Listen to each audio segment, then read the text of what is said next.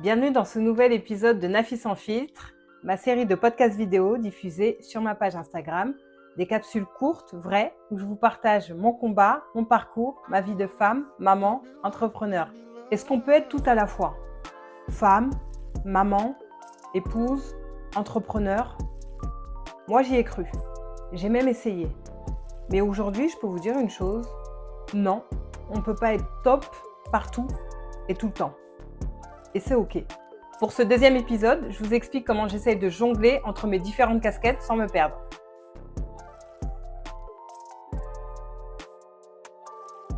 Pendant longtemps, j'ai mis tous les rôles en priorité, sauf le mien. C'est seulement ces dernières années que j'ai commencé à me considérer vraiment, moi, en tant que femme. Je vais bientôt avoir 44 ans. Je suis à l'aube de mes 45 ans. J'ai coché plein de cases dans ma vie. Le couple, la famille, le travail, les enfants. Mais aujourd'hui, je fais un constat brutal. C'est que je me suis beaucoup oubliée en chemin. J'avais un idéal de la femme que je voulais devenir en étant adulte. Mais aujourd'hui, je suis adulte. Et ce reflet-là, parfois, je le reconnais plus.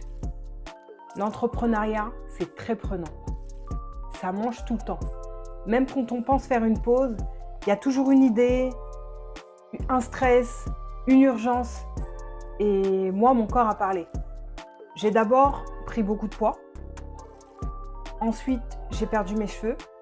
Moi qui ai toujours eu un gros volume, à un moment donné, mes cheveux tombaient tellement que j'ai vraiment cru que j'allais devenir chauve. Heureusement, j'ai réagi. Et aujourd'hui, ça va mieux. Mais c'est pas qu'une question de poids ou de cheveux. C'est aussi la peau, la fatigue, les jambes lourdes à rester debout toute la journée. En fait, tout ça, ça m'a rappelé une chose. C'est que si je veux être la femme que j'ai toujours voulu être, dans ma tête, dans mon corps, dans ma spiritualité, il faut que je me remette moi à la première place. Et puis, il y a mon rôle de mère. C'est quelque chose que j'ai toujours porté très haut. Je me souviens quand j'ai quitté le salariat, je m'imaginais passer plus de temps avec mes enfants, pouvoir faire les sorties d'école, passer du temps tous les soirs autour de la table dîner. Ironiquement, je les vois moins qu'avant. Et ça, c'est une vraie blessure. Parce que eux, les enfants, ils n'ont rien demandé. Ils avaient un certain confort de vie, un rythme, une maman disponible. Et même si au fond, ils ne me le reprochent pas, moi, je le ressens. C'est pour ça que je me mets cette pression pour vraiment travailler dur pour retrouver ce confort de vie, pour qu'on puisse repartir en vacances, repasser du temps ensemble, faire comme avant, quoi. Mais en même temps, je me dis que je suis en train de leur transmettre quelque chose de fort. La notion de travail, de résilience, d'ambition. Et puis, ils croient en moi, fort et sans douter. Alors moi, j'ai pas le droit d'abandonner. Je veux qu'ils puissent se dire un jour, ma maman, elle s'est battue, elle a tenu bon et elle y est arrivée. Côté entrepreneuriat, c'était un rêve, un vrai. Mais j'avais pas anticipé l'ampleur, la charge mentale et l'énergie que ça allait me pomper. Aujourd'hui, j'ai compris un truc. Bosser 7 jours sur 7, 24 heures sur 24, c'est pas du tout synonyme de productivité.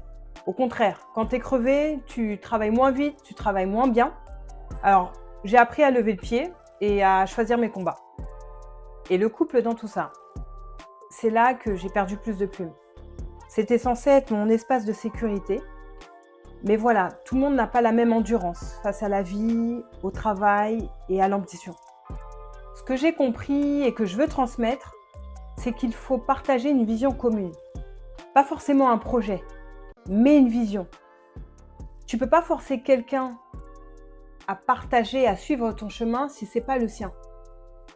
Et parfois, quand les chemins se séparent, il faut savoir lâcher. J'ai fait le choix de divorcer et c'était un choix fort, un choix de vie. Parce que je veux voler haut et pour voler haut, il me faut des ailes. Alors aujourd'hui, comment je jongle dans tout ça? Je cherche plus à être parfaite partout. J'ai arrêté de croire qu'il fallait être la meilleure mère, la meilleure épouse, la boss de l'année. J'ai choisi de me recentrer. Aujourd'hui, mes priorités, c'est moi. Puis mon entreprise. Et mes enfants, bien sûr, toujours. Mais ils sont indépendants, solides et surtout, ils me poussent. Alors je profite de ce moment et je construis. Pas juste une réussite professionnelle, mais une réussite de vie. Parce qu'au final, dans tout ça, Entreprendre, se dépasser, faire des sacrifices, ça n'a de sens que si ça m'amène vers une vie où je peux profiter. Profiter d'eux, profiter de moi et profiter pleinement. Voilà, c'était mon partage du jour. Si toi aussi tu jongles entre 1000 rôles, sache que tu n'es pas seul et que c'est possible de redonner une place à toi.